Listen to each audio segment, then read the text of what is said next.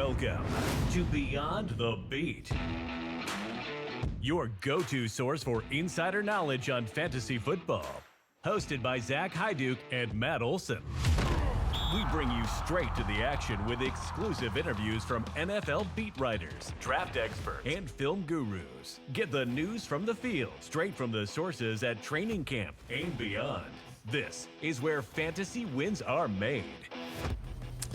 Welcome in, everyone, to Beyond the Beat from 32 Beat Writers. My name, if you don't remember, is Zach Hyduke, and this episode is brought to you by Finalist. I am here with my buddy Matt Olson. Matt, how are you doing tonight, today, whenever people are listening to this? Doing well. It's good to be back talking fantasy football. Yes, it is, and it has been a little while since we have done that together here. But it was a little bit of break from the Senior Bowl. Man, that is a whirlwind. I really respect all of the people who do they go to the Senior Bowl and then they do the Super Bowl and then they have like a week or two and then they do the Combine. Mm-hmm. All the beat writers who actually do all that. He said doo-doo. Absolute respect there. So we are a professional show here. But speaking of some things that may not have been quite professional this week and the Combine, who do you got? Are you team Schultz or are you team Rappaport? I think they're both wrong. Who gets in a fight at Starbucks? I'm more of a Dunkin's guy myself, but well, you have to be from where you are, apparently, right? That's a mandate. Yeah. They wouldn't let me back in the state to visit my family. It was a really weird situation. I get why, he felt that Schultz was attacking, or why Schultz felt that Ian was, coming at him or trying to downplay his story or whatever. Which is a really weird story to even begin with, but if you want to dive down that rabbit hole, feel free to give the backstory and your thoughts on it.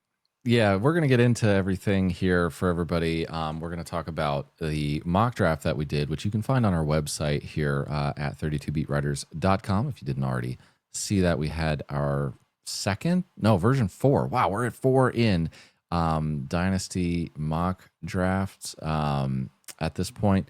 So go ahead and check that out. The most recent one, it's based off of TJ's recent mock draft that he did. 3 full rounds. This guy is absolutely, just hammering away at those, killing it.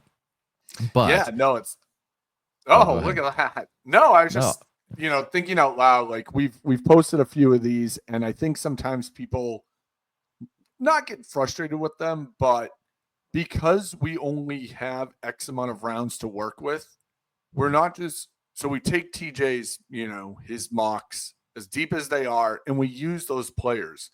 So, the random running backs in round 4, 5, the wide receiver in round 6, who, might be on your draft radar, they just aren't on ours yet.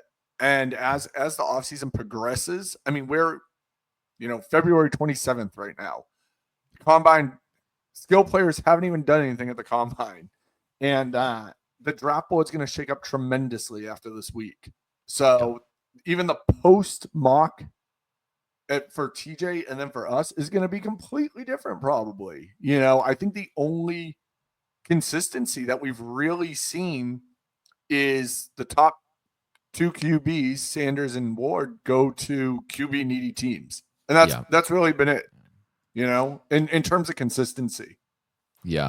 Yeah, and we can dig into that. And speaking of the, you talked about wow, I totally lost my train of thought there. Again, we're a professional show over here. Wow, I totally lost it. Do you have any idea what I was going to say? I don't even remember. You're going to talk about either running backs or late round scenarios. Yeah, maybe. I don't know. We'll let me address. I took us off of the whole Schultz and Rapp thing, and then we'll move into it. I remember what it is now, so I'll get to it. But I do want to say, okay, so conspiracy theory, Zach over here. I don't know, but to wrap up the whole insider battles, it was for those of you who have no idea what the heck we were talking about. It is regarding Tom Brady and Matt Stafford allegedly bumping into each other at like a ski resort in Montana, which, you know, sounds random enough, but if you actually like, you know, there are some nice things around there, of course, near Jackson Hole and all that stuff. But anyways, it's not as random as it may sound. I do just want to note, you know, we are talking about Tom Brady, who is the guy who cost the Dolphins a first round pick for, you know, talking during a time with an owner that he wasn't supposed to be talking, and a guy in Matt Stafford who like somehow accidentally also bumped into Sean McVay in Cabo in Mexico right before he got traded from Detroit. So this is not the first time it's happened with either of these two guys, and I'm sure at this point that has been brought up on like other shows.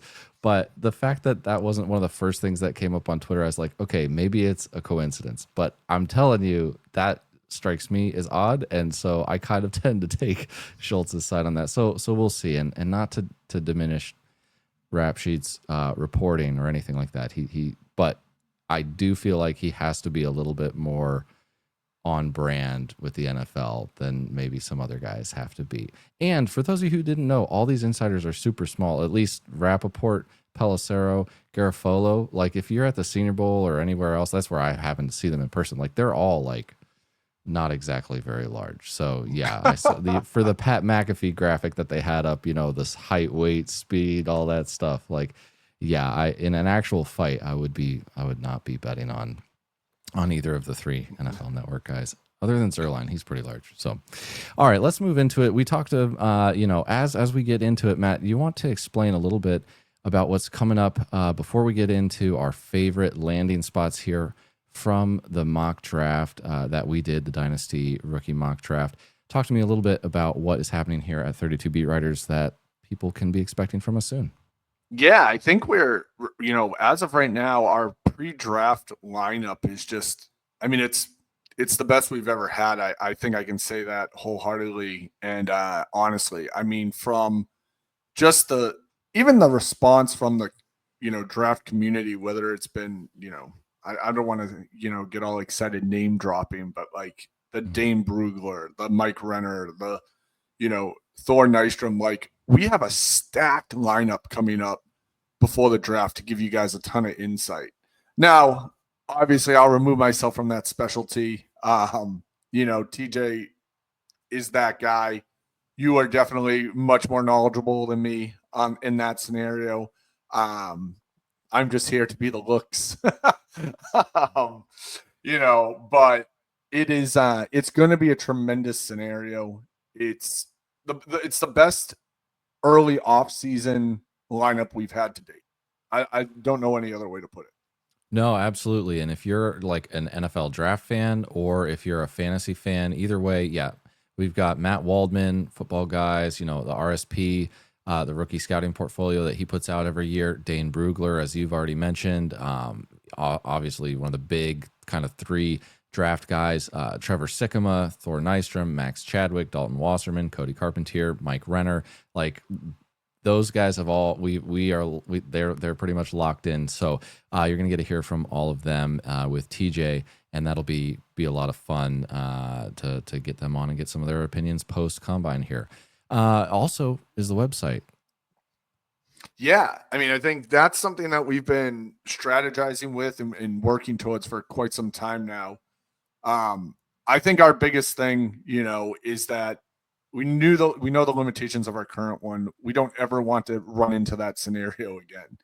And just the tools, the ability, the, you know, the scenario that we have going on in current social media and maybe the lack thereof, social media rules and scenarios and news reporting and sports reporting. You know, we just want to make sure that you guys all have a home that you can go to find information regularly, accurately, without outside noise. And that's really what we're working on. I do not want to put the cart before the horse here, but you know, a March date does look feasible, which would just be incredible. So buckle up your seat on that one, and hopefully we have some more to share with you shortly. Yeah, we're gonna have fantasy tools. Which will pair hopefully really nicely with our player pages. We'll be pulling a lot of stats and info in on those player pages. They're gonna be way better than they've ever been before. They'll integrate with the news that we have coming out. You'll have an ability to view like TJ's big board, like that he has, and then you can build your own off of that in terms of like a fantasy draft, a build your board there. We're going to have a whole lot of stuff for you, which will be really cool. And then, of course, like you mentioned, the news. And yeah, just the current climate of social media is really, really interesting right now. This isn't like a political take or anything. There's just a lot of conflicts that are happening in general, and algorithms that have changed pretty drastically and stuff. So it's not that we're going to not be using our Twitter if you're a follower of us over there, or our X, but whether we want to or not, have to have a little bit more ownership over that if we want to actually give you guys a solid product, which will be, that's, you won't be paying for that specific thing. That's not a necessarily a member thing. But also for the members who will be signing up on the website, you will be getting a whole heck of a lot more than we've ever given to you, and it will look and feel and work a whole lot better. So anyways, we've taken 11 minutes at this point. Let's actually get into the content here. Matt, let's go back and forth. Again, we're taking players from the mock draft that we just did as a group. You can go find that at 32beatwriters.com. It is labeled 2025 Dynasty Rookie Mock Draft version 4 Superflex. And you can find that again at 32beatwriters.com, as well as the video linked to the YouTube channel that we have. And if you haven't subscribed over there, please go do that. It will help us out, and we'll give you the most content from us that you can get. And yeah, let's talk about some of our favorite picks, our favorite landing spots from there. Why don't you kick us off? Sure. So probably one of the instant ones that I just gravitated to when TJ put out his original mock was Caleb Johnson going to Minneapolis or Minnesota Vikings. It just seems too good to be true. We tweeted the other day from one of the Vikings, more popular podcasts about kind of what their backfield plans were this year. I still think this mock, or I can say this mock, what happens if Aaron Jones doesn't return. I don't know. I don't really have a good grasp on what to expect if I'm in Aaron Jones camp, where he's going to go and what he's going to do. I think it's every running back that's in that Aaron Jones, Nick Chubb kind of scenario is going to test the market fully and see where they can get the best opportunity.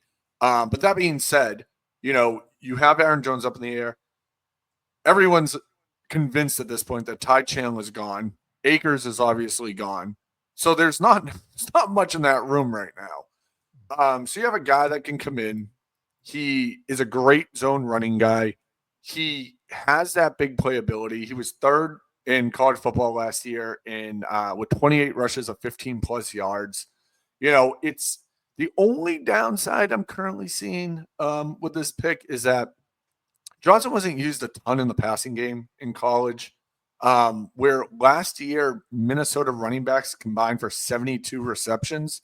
So it would definitely be something if this landing spot holds true, this would definitely be something to keep an eye on in camp. Sometimes when you run into these scenarios, you get teams that bring in just the grossest of people.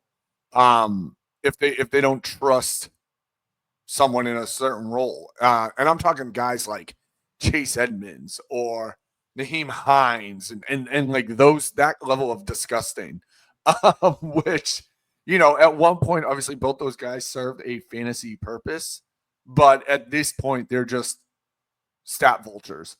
But I could see the Vikings going that kind of route, looking at that veteran, someone in the pass game, someone they can trust if Johnson doesn't pull it together in camping, and because they do need that element to that offense. It was vital for their success last year, and even more so if they move on from Darnold and McCarthy comes in. He's going to need someone to bail him out on occasion. We know he's going to make mistakes. what's better than a trusted shorthand running back that's probably sitting in the flat, can get you a couple of yards, can, potentially move the sticks. I want to believe Johnson's that guy because it'd make him a 3-down back potentially, but we just haven't seen it yet.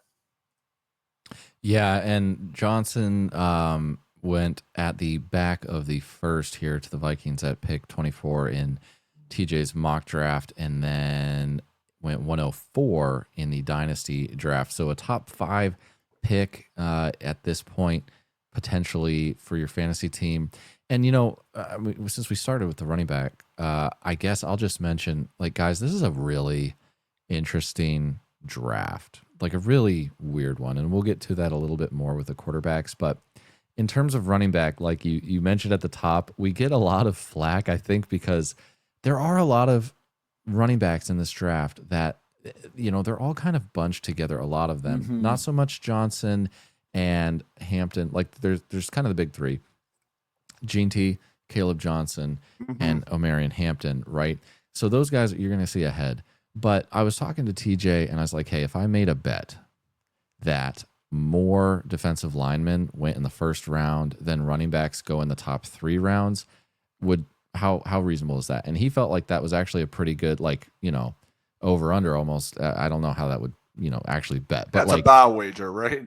Yeah, right. I bet I would bet on that. Or pretty close to it. So if you're sitting there expecting, one of 15 different running backs that have maybe not 15, but 10 different running backs that have a similar talent level to go in the top 3 rounds, I think you might be disappointed this year. So as we go through these and we talk about the running backs and their landing spots and things like that, just keep that in mind through the rest of the season. Stay water with things, and also watch the combine here. So figured I'd just throw that out there. Johnson, of course, being one of the exceptions and going to the Vikings there, absolutely could be helping whoever the heck is going to be back there at quarterback. Right. Let me move into mine here because I like to hear myself talk. And my first one. Okay. This is going to be controversial when you look at the mock draft on the website. I'm okay with that, but actually, I'm not okay with that. And I'll tell you why. 6 months ago, if I told you that I took Travis Hunter at 102 in a rookie mock draft, nobody would have cared, But now, because there's been 3 months probably of saying, oh, he's a cornerback. Yeah, he'll play cornerback. That's his best position. If he wants to make the most money, maybe he goes wide receiver. But if he wants to be the best player he can be, he would go corner. Well, again, this guy was one of the best wide receivers in college football last year.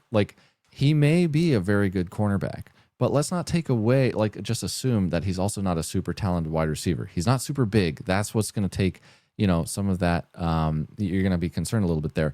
But in TJ's draft, he went at the 4th pick overall to New England. Okay. The New England Patriots, as much as they need a cornerback, a safety, a defensive line, everything, literally pick anything other than quarterback, and they could take that in the draft at any spot in the draft. It doesn't matter, but they need a wide receiver. If they're going to take somebody like Travis Hunter, I would be fine with a lineman as a Pats fan, but if you're going to draft Travis Hunter, the best position to actually help him, help your team win, in my opinion, is at wide receiver.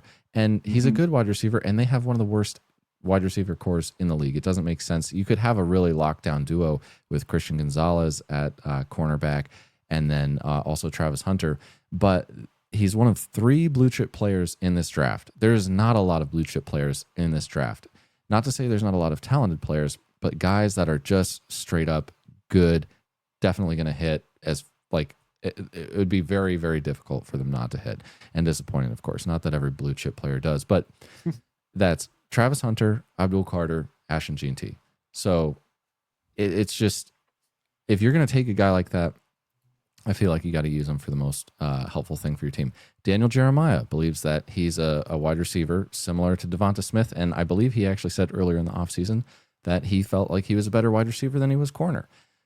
Earlier this week, Browns GM Andrew Berry at the Combine said, quote, we would see him as a receiver primarily first, end quote. And according to our friend, Destin Adams of A to Z Sports, beat writer for the Colts, he said that he had talked to multiple scouts this week in Indianapolis, and all but one of them had said that their team is listing Travis Hunter as a wide receiver on their board. So that doesn't mean, like, will I have the intestinal fortitude to actually make this selection at 102?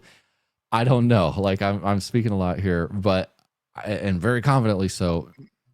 But the reality is, if he has the opportunity to play wide receiver and they give him a serious opportunity to play wide receiver, and the quarterback is at least as talented as Drake May, and he would be immediately the guy on an offense, there's no way in heck I'm not taking that shot. And at 102, given everything else on the board, like, there's no reason I wouldn't be just as confident in this guy being a super productive offensive talent as I would anybody else at this point in the draft. So roast me for it. No, I don't want to roast you for it. If he does, let's say he does go, we'll just use the Patriots as an example, right? He goes to the Patriots. He's a wide receiver. Does he play cornerback at all? I mean, it depends a little bit. Earlier this week, there was a quote from Elliott Wolf saying that, he was a versatile guy and he's a unique prospect and stuff like that. So, yeah, I don't know. But if there's any indication that he will play offensive, like an offensive position, it's going to matter. This week at the Combine, this is going to matter. If he does no wide receiver drills, well, then, yeah, that's out the window probably. Who knows? But, it'll take a little bit of context.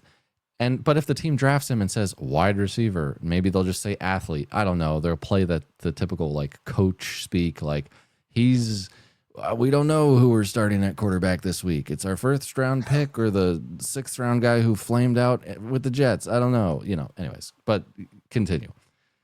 No, I was just curious. Like, I feel like if he is a cornerback, if he's a primary cornerback, I feel like he still will get limited offensive snaps. And when I say limited, I don't mean like, I just mean, or let me rephrase it, I don't mean like 1 a game, 2 a game. I think he still plays 15 a game, on offense. To your point earlier, I don't think you can just bury the talent, right? Like, that's you dumb. Can't not use him at all on the offensive side of the ball unless he's just absolutely dominant and plays every snap for you on defense. And it is clearly obvious that he's not anywhere near as good as a wide receiver.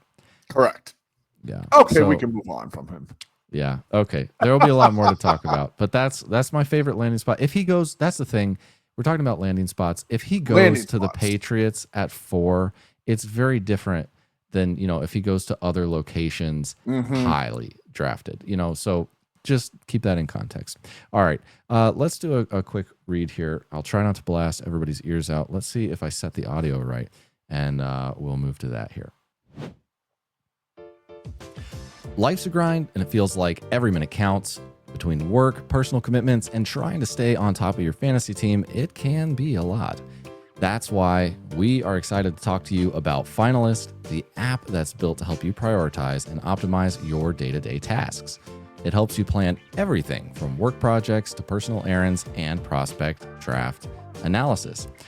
Finalist helps you get more out of your day by breaking tasks down into manageable steps so you can stay organized and never miss a deadline, whether it's for work or for fantasy football.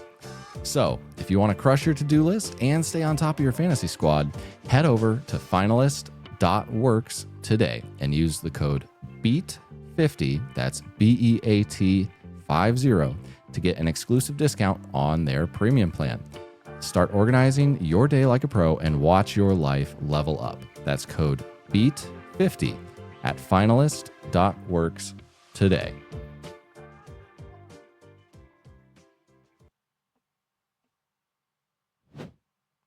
All right, we're back, Matt. Let's move on to your second favorite landing spot for fantasy.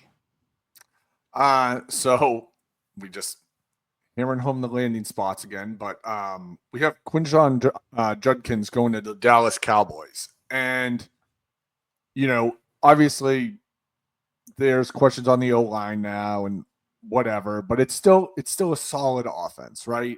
And you potentially have this guy coming in to, I'm going to eat my words here, but zero competition. The almighty Deuce Vaughn is all that stands between him and being a 3-down back. You wish. That was, I feel like I will always have pain yet sympathy in my heart for Deuce Vaughn. That first year of rookie camp and then training camp was just fun. But I don't think he poses a threat to someone with the talent that Judkins has. I wasn't joking when I said potential 3-down back. He can catch. Yeah, he needs to work on pass protection, but I mean, how many guys have ever come out and been like, that's a blue chip running back who can pass protect. He's going to be on the field in pass protection day one. You don't see it very often. So you do have that potential here to have that 3-down back. He has his receiving ability. I guess my only real concern with him was when he played stronger competition in conference games. He did struggle a little. I think if I remember correctly, he averaged right around 4 yards a carry in those games, maybe a little less. But I think that's something that if Dallas drafts him, right, it's a scenario of you have that tape, most likely what caused it. And if you believe in the talent, you probably can figure out how to prevent it, unless it truly is a Judkins problem. But that would be my only moderate concern with the landings, like if we tie it back to being in Dallas. If that O-line can't open up just like the Ohio State O-line did and allow those bigger plays and allow him to, get free in space to catch a pass, then, we have problems. But you might run into, let's say worst case scenario, this guy lands in Dallas. This is like a Trent Richardson scenario where he goes for 907 on 400 carries. Yeah. I think that's really your low point if this all pans out. And you know what? For fantasy football, that's pretty damn good. It's probably not going to return a high pick, which, again, we don't need to beat this down, but, the talent of these running backs starts to get murky. I'm not going to – if this was – this is a perfect example. If this was Cam Scatterbo in this position, I wouldn't be drafting. We wouldn't even be talking right now. The Mike Allstott Jr. would not, it would be a Deuce Vaughn 2.0 scenario in terms of you draft this guy later in the draft, day 3, and you're just not getting what you need to be productive on the field. So I do like the Judkins pick. I think it at least adds some dynamic. I think it's exciting, from a fantasy standpoint, from a Dallas Cowboy fan standpoint. If I was one, it at least gives you hope at the running back position. Last year was so damn boring watching the Dallas backfield. So I think this gives you some hope. I think it's fun. I like what I've seen on tape, and I do think it's a great landing spot for him. So that is why I'm in on him. Yeah, and you mentioned 400 carries. I mean, again, any running back who goes to the Cowboys, there's going to be some hype on. But, yeah, they don't draft a guy like that at that location at 212 in this case in the mock draft that TJ did. I got to find a better way to say that. But TJ's mock draft, and then, in the Dynasty mock draft, of course, he went where did we take him? We should be telling people. Yeah, getting him at the 201 there. I mean, that does feel like I want to dunk on Quinshon Judkins for some of the reasons that you mentioned. But at that price, I'm totally fine with that for the most part. You're getting into guys that are a lot more spotty. I do want to correct myself. Trent Richardson, I think I might have said Indy. He ended his career with Indy. But Cleveland drafted him, and he rushed 267 times for 950 yards and 11 touchdowns, averaging a whopping 3.6 yards a carry his rookie year. That's but not as bad as fantasy it could have gold. been, but yeah, there you go. Yeah, opportunity. When we talk about fantasy, I mean, everybody listening has probably heard this a million times, but talent and opportunity. And now, I think over the last couple of years, sometimes we've learned that talent matters a little bit more than we give it credit for, which sounds dumb to say, but we are a big opportunity. Like when a running back in the 4th round or the 5th round goes to like a nice spot, everybody's like, "Oh my goodness," and we bump him up above guys who we shouldn't be doing that. So, yeah, this would be a both situation, which would be really, really cool.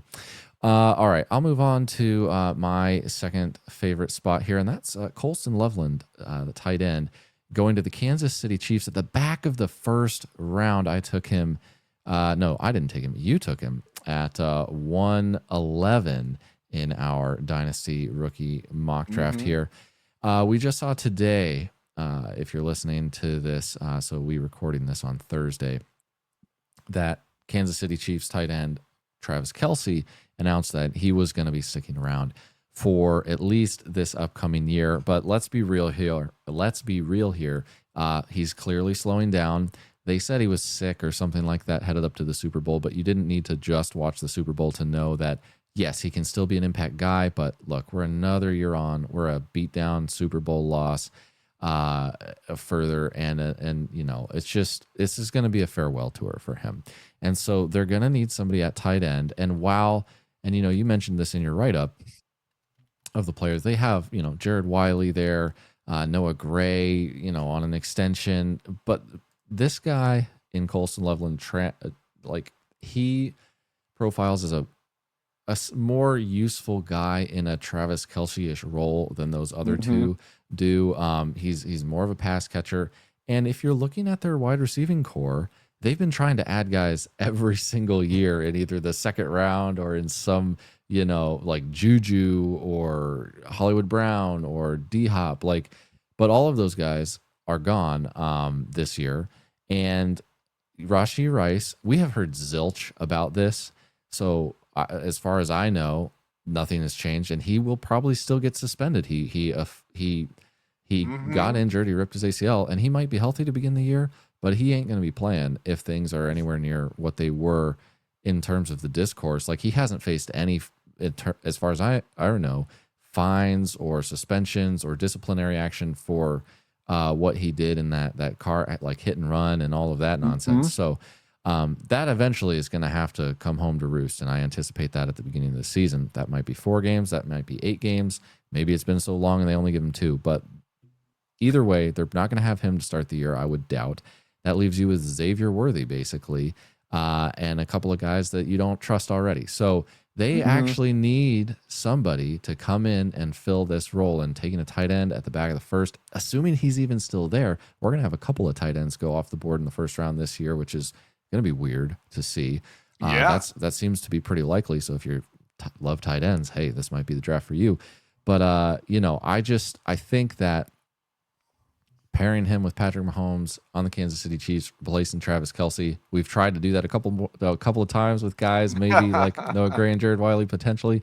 But at this point, I think you take a guy in the 1st round like this, you gotta love it. And so that's where I'm at with that.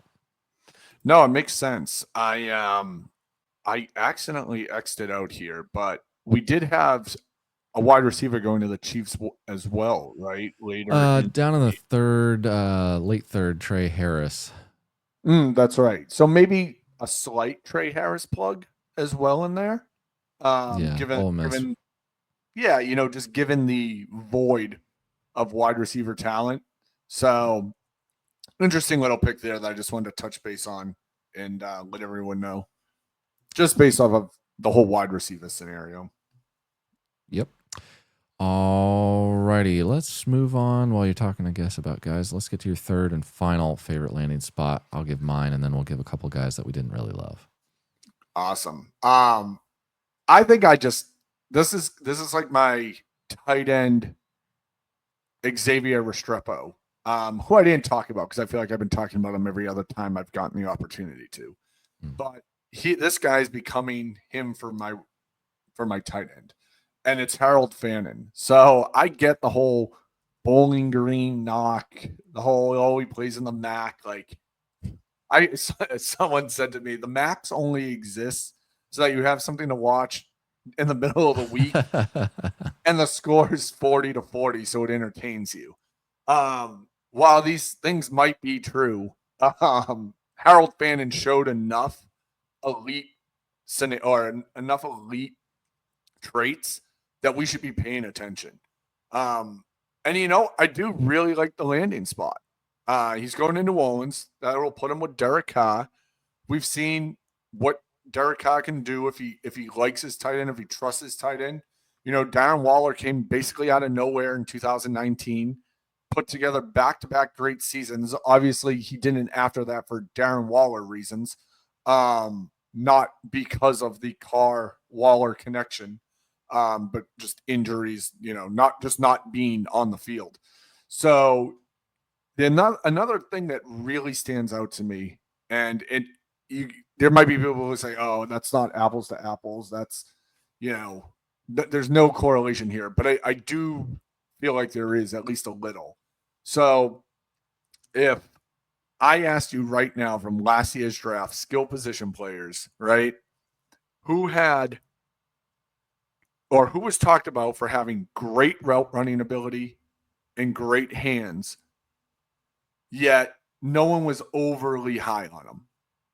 Ladd McConkey, right? Everyone just hammered home this kid's elite route running ability. Oh, he has great hands, but he has all these other scenarios that's not great about him. His build is too small. He never produced enough in college, so on and so forth. When you look up anything on Harold Fannin, the first two things you see are elite route running and excellent hands. Yeah, he's undersized. Shocking. Haven't heard that before. Yeah, he's probably not going to play in line a ton. Whatever. He is undersized to be a true NFL tight end. Yeah. Is he more of probably a wide receiver? Sure. Is he going to get a designation of a tight end tag on your fantasy team? Probably. So utilize that. It just seems like a really good spot for him to get into this New Orleans team with a veteran QB who's clearly going to stick around. I mean, he doesn't want to take a pay cut, but I don't think the Saints really have much of a choice here. Restructure it somehow, give him his money somehow, move on. Play another year with Derek Carr. But I do think this is a guy that, let's say, Derek Carr's gone after this next season or whatever. This is a guy, if he gets established, and maybe it's a second half of the season thing, whatever, he could be a long-term solution for whatever QB comes in there. Again, I'm just going to – and you'll probably hear me say this 100 times between now and the draft, and then hopefully post-draft as well, but elite route running, elite hands. That sells me. I'm in. Yeah. Yeah, we'll have to see what, new head coach and presumably offensive, play caller Ellen Moore will be doing down in New Orleans. You didn't get did you see the press conference or hear I it? didn't. Okay, the owner came out and announced she announced that they were very excited to be hiring new head coach Ellen Moore. So, anyway, 2025, baby. Yeah. No judgment. They No got judgment. the name wrong, and that was a interesting moment. So, Harold Fannin, for what it's worth, you know where he was born? Philadelphia, Pennsylvania. No, Football Hall of Fame, Canton, Ohio. So, hey, maybe something there. Just saying. Not to mention the fact that he had 117 receptions, 1,555 yards, and 10 touchdowns. I mean, that is almost 200 yards more than anybody else in college football, wide receiver, it's tight amazing. end, or otherwise. Now, I like you said, conference competition, whatever. But at the end of the day, he had more yardage than anybody else in college football, and that's not nothing. I agree. And a lot of it is my third favorite thing to look at in prospects is yards after the catch. I look at it a lot from NFL season to NFL season in terms of players' ability. but this guy crushes yards after the catch. Like, wasn't that Kelsey's like big thing, right? He'd catch the ball and then he'd get you another 10. He'd get you another 12. This guy's capable of doing that. Get him on your radar. All right, a lot of Travis Kelce talking. You know what? We're going to dig into another tight end. What is going on here? I don't know. It's fun. Yeah, all of my friends and probably everybody at this point on this that's listening to this podcast knows I literally for fantasy I literally hate tight ends. I didn't ban tight ends. I removed the tight end position in the Dynasty league that I manage as a commissioner. I did give them like a lot of extra bonus points and have a wide receiver tight end slot. So kind. Yeah, no, but the reality is, generally speaking, the position is it's trash. It is trash. Like, I did a lot of research and there's reasons why I did what I did, but maybe it is saved this year. We're talking about our third tight end for our favorite landing spot and player here, and that's Elijah Arroyo, tight end, going to the Cincinnati Bengals in TJ's mock at pick 217, or sorry, in the second round, 17th pick. Somebody does the math on that there. Got him at 208 in our Dynasty mock draft. And I mean, that just feels like value here for a guy who, again, profiles as a receiving guy. Now, with the Bengals, we've got an interesting situation here. They just came out and said, yeah, we're going to pay Jamar Chase. And it was funny because they said, yeah, you got to get these things done early. And it's like, well, he tried to get you to do that early with, Jamar Chase, and you didn't do it. So whatever. Cincinnati Bengals are going to do what they do with their money. We'll see if they keep T. Higgins. I would, at this point in time, I'd place like a 40-60 chance on him being gone. So more likely than not that he stays, but I think there's more that I think there's everybody's kind of just assuming that he's there now. I think given the last 2 weeks, sure. I don't feel that way as confidently. He could certainly end up staying there, but we'll see what happens. Even if he does, though, they don't really have like a dude at tight end, nor do they have like a serious third option. Jermaine Burton, absolutely flamed out this last year because he couldn't stay out of the casino instead of going to practice. So, hope he gets the help he needs. But what a bad selection there for the Bengals last year. Unfortunately, that didn't work out. But Elijah Arroyo was at the was one of our winners pretty much every day, if I remember correctly, at the Senior Bowl while we were there. He's got good size, speed, route running, and frankly, attitude. I don't want a guy who's like totally cocky, but he caught a touchdown in 11-on-11s at one point and then just like punted the ball and started celebrating in the end zone. It's like, dude, all right, chill out. But it was fun to see, everybody got a laugh out of that. And clearly a competitive guy who wants the ball. And, on a team where you've got two insanely talented wide receivers, that's going to be necessary. But Joe Burrow can sling the rock. He got, deservedly so, MVP votes this year with an awful defense. They're not going to just turn that around. And Joe Burrow, I think, is going to be him. And so, with an MVP candidate throwing the rock, for you on the offense, there's always going to be opportunity there, even if you are the third guy. And so despite some concerns about his health, he had some left knee issues. This was really his only year that we had that was like super fully healthy. He had 7 touchdowns and almost 600 yards across from Xavier Restrepo. Ding, second time he's been brought up on the show. So, he's another favorite guy for me. No, that's great. I mean, that's 6 solid people that you should have on your radar, right? There you go. Yep, I agree. And for the rest of you, or for the rest of the picks, if you want, again, go and check that out on our website. You can see all of them there. You can also watch, if you haven't yet, that 3-round NFL mock draft that was put out. A couple of the guys we didn't really love the spots for. Actually, let's not even dive too much into it. The quarterbacks were probably never going to pop up on this, but it's mostly because we just don't really love them as talents in general. But did you have any comments on them real quick before we head out? I know it would be weird to not talk about the quarterbacks in a super flex landing spot mock draft. I think the biggest thing, and we've seen since the initial mock that TJ's done, since the initial mock that we've done, like there's just less and less and less love for these guys. It's going to be really interesting what actually happens come April at the top of the first round, because I think we went from, in a month's time, a scenario where, Cam Ward's the lock for number one. Well, we've obviously already moved off of that, but now it's even, well, can the Jets scoop up the top QB at pick 7? There's QB uncertainty right now. And yeah, maybe we get some more clarity after pro days. But it just,